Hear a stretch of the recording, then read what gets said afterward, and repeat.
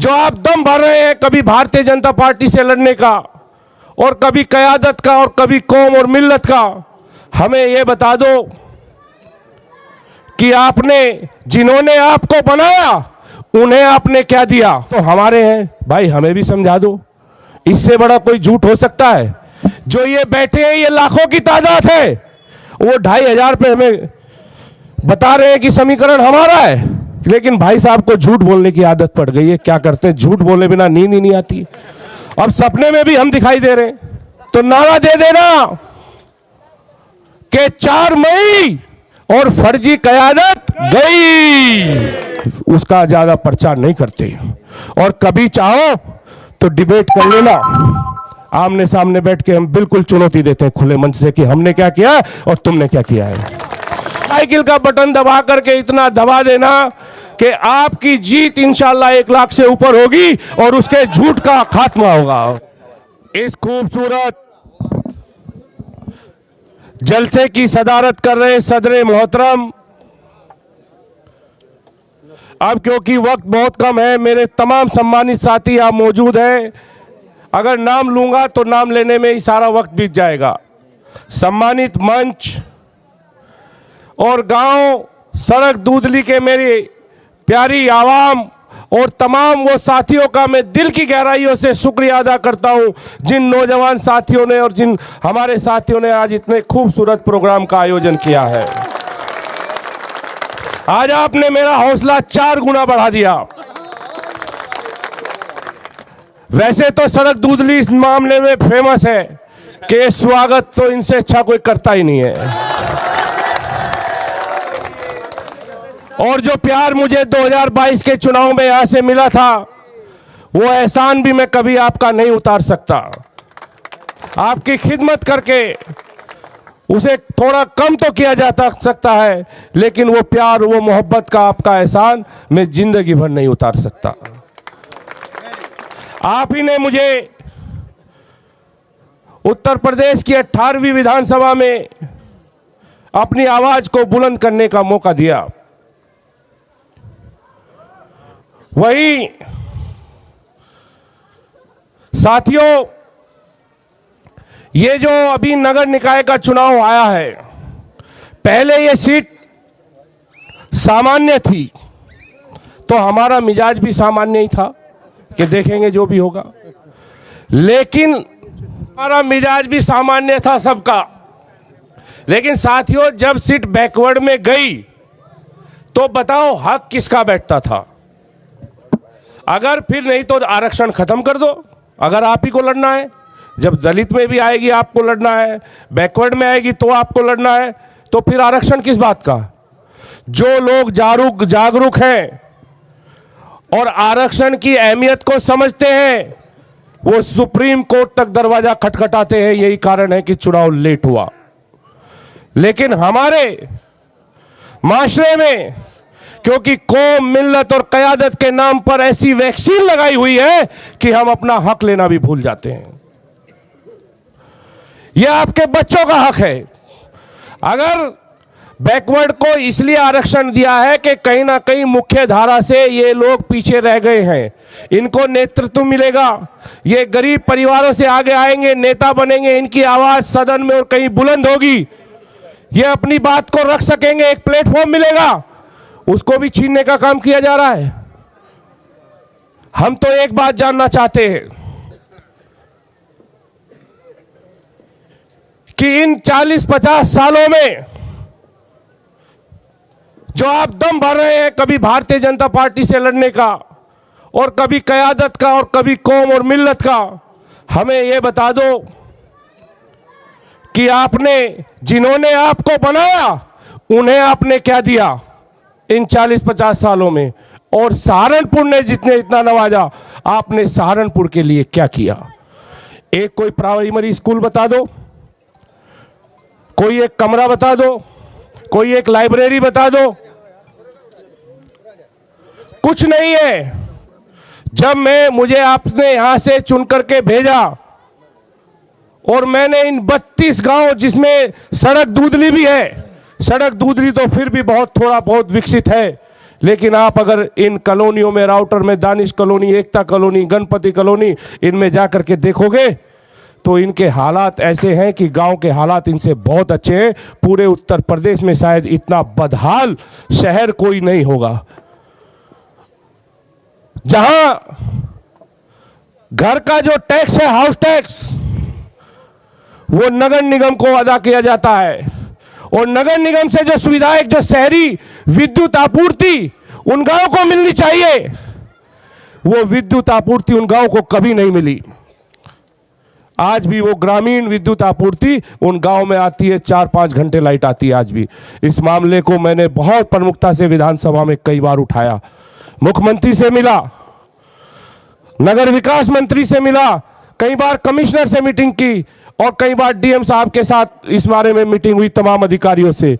हमसे ये वादा किया गया था अभी पिछली दिशा की मीटिंग में कि 31 मार्च तक इन 32 गांव को हम शहरी विद्युत आपूर्ति उपलब्ध करा देंगे। कुछ जगह के टेंडर हो चुके हैं, उनको 31 तारीख को काम कंप्लीट करना था कुछ जगह का, लेकिन अभी काम कंप्लीट नहीं हुआ। लेकिन इंशाअल्लाह आपकी दुआओं से और प्रयासों से बहुत जल्द वो काम भी कंप्लीट हो जाएगा।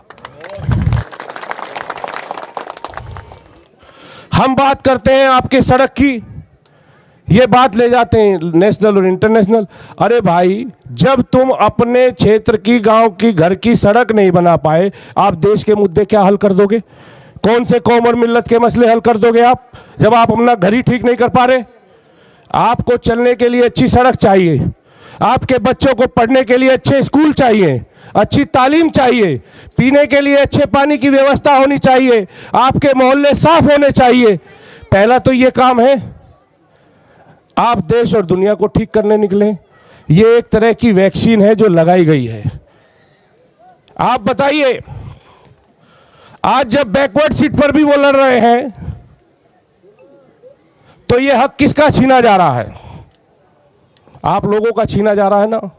और हम तो चाहते थे, उस वक्त भी चाहते थे, इन सब साथियों ने, जितने भी हमारे सम्मानित साथी बैठे हैं, मंत्री जी बैठे हैं, सब लोगों की, जब सब लोगों की राय हम पर बनी, तो हमने कहा नहीं, हम अपने साथियों के हक की लड़ाई लड़ने से कभी पीछे नहीं हटेंगे। अगर हमारे नाम पे सहमति है तो हम इस बात को के लिए तैयार हैं कि चुनाव हम लड़ेंगे, बाकी जनता फैसला करेगी। मैं आपको यह भरोसा दिलाता हूं कि अगर 5 मिनट है, आप लोग यहां से मेयर की सीट बिता करके भेजोगे। वैसे मुझे आज आपका हौसला और आपका इतना गर्मजोशी से जो स्वागत आपने किया है, भरोसा हो गया है कि सीट तो आप बड़ी तादाद से जिता करके भेजेंगे। भले ही वो अब उनका कोई झूठ चलने वाला नहीं है, कोई झूठ नहीं। वो बोल रहे हैं कि समीकरण तो हमारे हैं। भाई, हमें भी समझा दो, इससे बड़ा कोई झूठ हो सकता है? जो ये बैठे हैं, ये लाखों की तादाद है, वो 2500 पे हमें बता रहे हैं कि समीकरण हमारा है। अभी संजय गर्ग जी चुनाव लड़े थे विधानसभा शहर से, जो पूरी विधानसभा नगर निगम में आती है। उस नगर निगम क्षेत्र की उस विधानसभा से 1,36,000 वोट समाजवादी पार्टी को मिला है अभी 2022 में, और आप लोगों का वोट है, आप लोगों ने वोट दिया है। वही जो मेरी विधानसभा है, जिसमें ये क्षेत्र भी आता है नगर निगम में, यहां से भी पूरे क्षेत्र से जो कॉलोनी और नगर निगम का क्षेत्र 32 गांव का हमारा है, 60-65,000 वोट हमें मिला है। 2 लाख से तो यही गिनती शुरू हो रही है। और रामपुर का भी क्षेत्र बाकी है, रामपुर विधानसभा का क्षेत्र बाकी है। लेकिन भाई साहब को झूठ बोलने की आदत पड़ गई है। क्या करते हैं, झूठ बोले बिना नींद ही नहीं आती। अब सपने में भी हम दिखाई दे रहे हैं। आप लड़ाई बीजेपी से लड़ रहे हो और खिलाफ हमारे बोल रहे हो। बताइए, जब से हम विधायक बने, हमने शुरुआत की या शुरुआत कहीं और से हुई?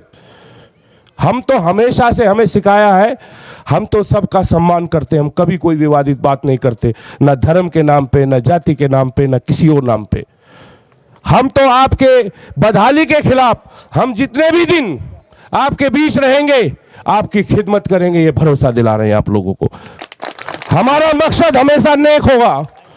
आपके लिए काम करेंगे, ये आपको भरोसा दिला करके जा रहे हैं। और एक बात और कह रहे हैं कि 4 मई आने वाली है और 4 मई को आपको फैसला लेना है और जाना भी है सब लोगों के बीच में, क्योंकि ये विधायक मैं नहीं, ये जो मेरी प्यारी आवाम है, ये एक एक यहां खड़े हुआ मेरा साथी विधायक है।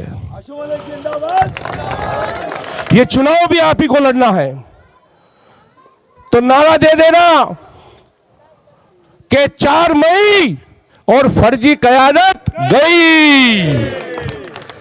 और ये एक बहुत अच्छा मौका है, बाकी सब उनकी बातें धोखा है।